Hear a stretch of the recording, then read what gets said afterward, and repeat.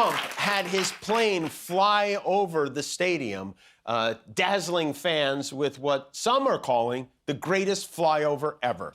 I just want to say, was that the greatest flyover ever? All this protocol, I mean, this is like a state visit, so they tell you that you're going to do this, they're going to stand here. Never before do you get this gift, so I'm sort of like, okay. Everyone cleared out, and no one would come and take... Brace yourself for absolute chaos as the political circus flips upside down and the jokes start landing like thunder. Tonight's collision of late-night fire and presidential poise sent shockwaves through Trump's orbit, and the aftershocks are still rattling timelines everywhere. What happens when razor-sharp humor and unshakable confidence collide with towering ego?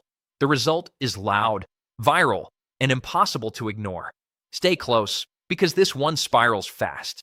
By the end, everyone's asking how it escalated this far so quickly.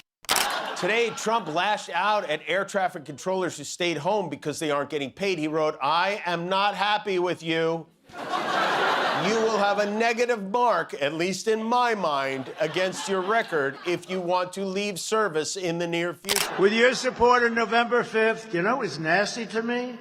Michelle Obama. I always tried to be so nice and respectful. Oh, she opened up a little bit of a little... The internet woke up to the kind of chaos that doesn't ring an alarm, but still makes everyone sit straight up in bed. One moment, it was a normal news cycle. The next, it felt like Trump's public image had been tossed into a blender set to maximum spite.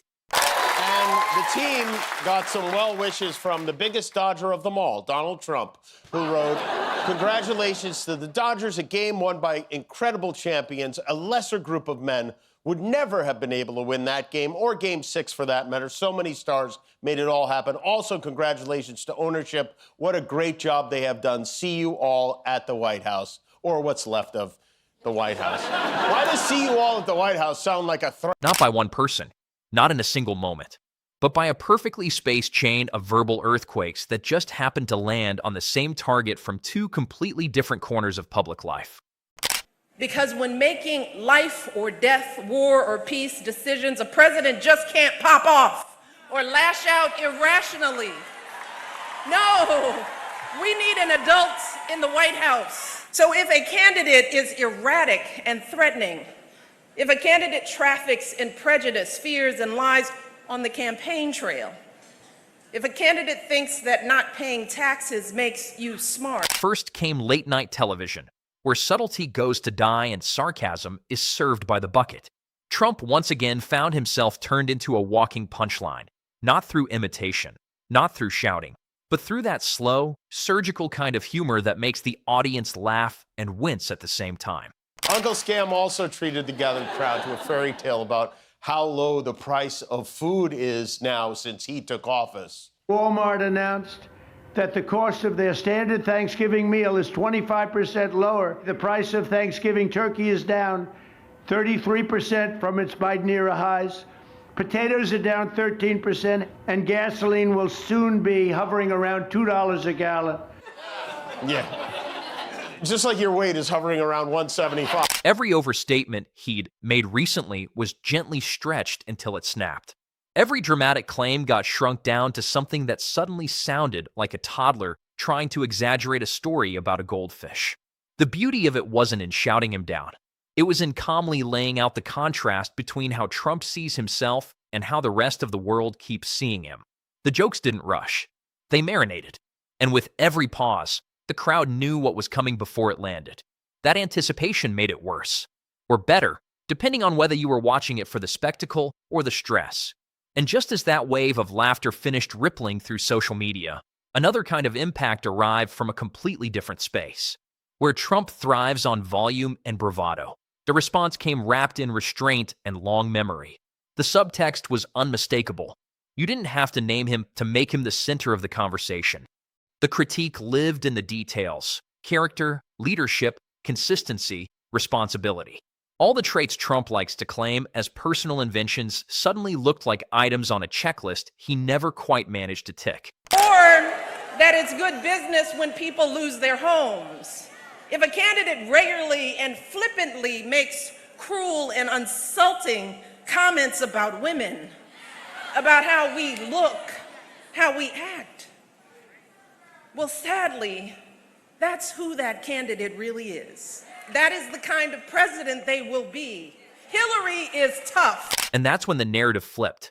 Because Trump can survive being laughed at, he's built half his brand on outrage masquerading as entertainment. What unsettles him is being made small without anyone sounding angry. Humor he can attack. Calm credibility is harder to punch. Online, the reactions collided. One side replayed the late-night jokes on loop, dissecting every eyebrow raise and perfectly timed pause. The other side clipped Michelle Obama's remarks into shareable morsels of composure and quiet condemnation. What made it especially brutal was that neither moment needed exaggeration. There were no wild accusations. No dramatic new scandals were unveiled. The late-night crowd reveled in the absurdity. Every exaggerated boast got trimmed to its actual size. Every promise was weighed against reality and found oddly lightweight. The laughter wasn't explosive, it was steady. The kind that builds. The kind that signals not shock, but familiarity. Like everyone had seen this pattern so many times that all that was left to do was laugh through the exhaustion of it. Trump's negative job rating is at 63% right now. This is reportedly the line for the food bank at the Nellis Air Force Base in Las Vegas. There was a big spike in military families having to line up to get food, which is completely insane. The same was true for our men and women overseas. The Army even posted and then unposted a list on their website of food banks in Germany where Americans working on our base there could get assistance. All because our politicians are busy measuring each other's Venus. Michelle Obama's words, on the other hand, carried the weight of experience. They weren't about Trump as a spectacle. They were about what the last several years revealed about character under pressure, about how leadership shows itself not in the claiming of strength, but in restraint, consistency, and respect for institutions bigger than one personality. Again, no names needed. The comparison hung in the air, unmistakable. What followed was the predictable outrage spiral. Supporters rushed to declare victory in a battle no one had declared. Critics sharpened their jokes further. Neutral observers just stare at the screen with the kind of expression you get when you've watched the same plot twist play out too many times. And yet the main character still acts surprised. He could fling insults all day at a comedian. That's familiar territory. But trying to out-rhetoric a former First Lady operating in a completely different moral register is like trying to win a chess match by flipping the board. Now, unfortunately, we know what comes next. We know folks are going to do everything they can to distort her truth. My husband and I sadly know a little something about this. For years, Donald Trump did everything in his power to try to make people fear us. See, his limited, narrow view of the world made him feel threatened by the existence of two hard-working, highly educated, The internet didn't miss a beat. Memes multiplied like bacteria in a warm room. Split-screen edits appeared within hours, cutting between the highest-pitched outrage and the steadiest composure. The jokes wrote themselves simply by showing the difference in tone. One side is frantic, the other unbothered. One side is loud, the other is unshakably calm. But the deeper sting wasn't in the viral clips. It was what they reminded people of. Trump built his rise on the idea that spectacle equals strength, that if you dominate the visual space loudly enough, you automatically dominate the narrative. Trump insists on being perceived as the ultimate winner, yet his public behavior constantly reveals how deeply unsettled he is by criticism. The more he tries to project unshakable confidence, the more fragile the performance begins to look. It's like watching someone shout that they're perfectly calm while visibly shaking. Michelle Obama's comments tapped into something even more uncomfortable for him. She didn't engage the spectacle at all. She didn't need to. Trump spent the weekend posting photos of his awesome new toilet renovation at the White House. You know, it's important to remember, he's not just the president, he's also your most annoying friend on Instagram. According to a new poll from CNN, Trump's approval rating is at its lowest point since he retook office. It's at 37%, which happens to also be the same percentage of neck he leaves unsprayed. By focusing on broader values, she placed him in a historical footnote, he desperately tries to avoid. Trump thrives on the present tense, today's outrage, today's headline, today's insult. Legacy is a language he struggles to speak fluently, and she speaks it like it's a native tongue. That mismatch in timelines is devastating to someone who lives off immediate reaction. Laughter fades, dignity echoes, and in that echo, Trump's noise begins to feel very small. Strategists immediately began spinning. Supporters framed it as proof that he still commands attention everywhere. Critics framed it as proof that attention is no longer respected. Somewhere in the middle sat the uncomfortable truth. Trump can still dominate a news cycle, but he no longer controls the meaning of the attention he generates. The irony of it all is that neither of these moments required any coordination to work so well together. They succeeded precisely because they came from opposite ends of public expression. One was entertainment, openly playful, deliberately irreverent.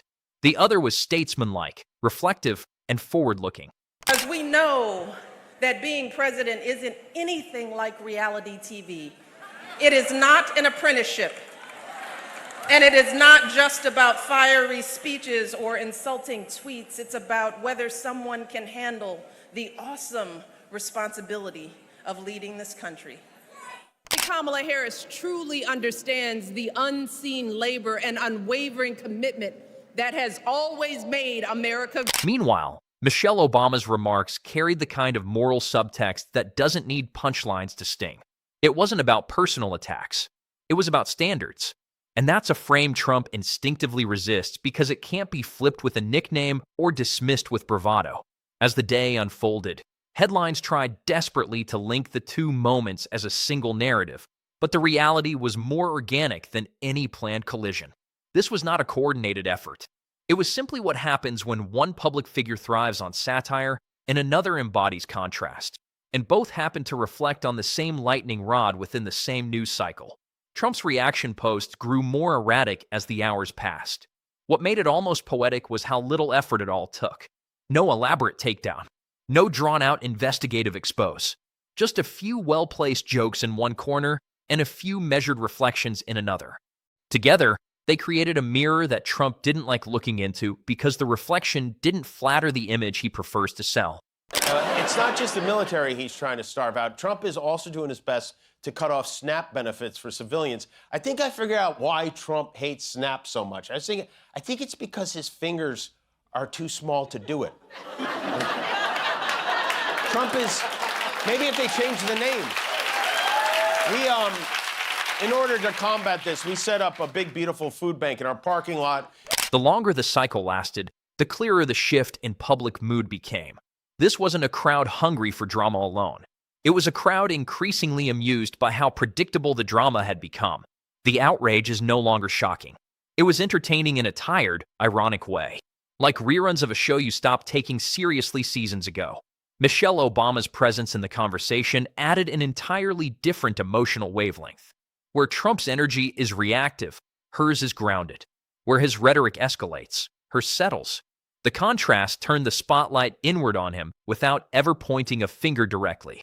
And that's the kind of spotlight you can't escape by shouting at it. Not the unstoppable force he imagines, but a recurring character in other people's narratives. The late-night laughter faded into the scrolling feed. The reflective commentary lingered a little longer in news summaries and thoughtful reposts. Trump's replies burned bright for an hour, then began their inevitable slide into yesterday's noise. The asymmetry of it all said more than any direct insult ever could. Whenever we look to this White House for some leadership or consolation or any semblance of steadiness, what we get instead is chaos, division, and a total and utter lack of empathy. Empathy. That's something I've been thinking a lot about lately. The ability to walk in someone else's shoes. The recognition that someone else's experience has value. He wants fights that look like battles. What he got was being weighed against humor on one side and history on the other, and neither scale tipped in his favor. For an audience that has watched him dominate attention through sheer force of personality for years, this moment felt quietly different. Not louder, not angrier, just more final in tone. Less shock, more assessment. Less reaction, more conclusion. And perhaps that's the real sting beneath all the sarcasm and spectacle. Trump still knows how to command noise. What he seems to be losing is control over what that noise means. What followed next was almost comical in its predictability. The louder the online barrage became, the quieter the public reaction grew. Not because people didn't notice, but because they'd already absorbed the message. The punchline had landed. The contrast had settled. Everything after that felt like an echo arguing with a shadow.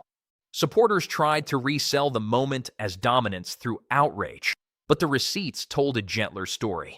Engagement dipped faster than the volume rose. The cycle burned hot and then cooled, leaving behind that familiar aftertaste of exhaustion mixed with irony. Even critics began to sound less outraged and more bemused, like spectators watching someone shadowbox an opponent who had already exited the ring. And in that stillness, the most uncomfortable truth lingered. He wasn't losing attention. He was losing gravity.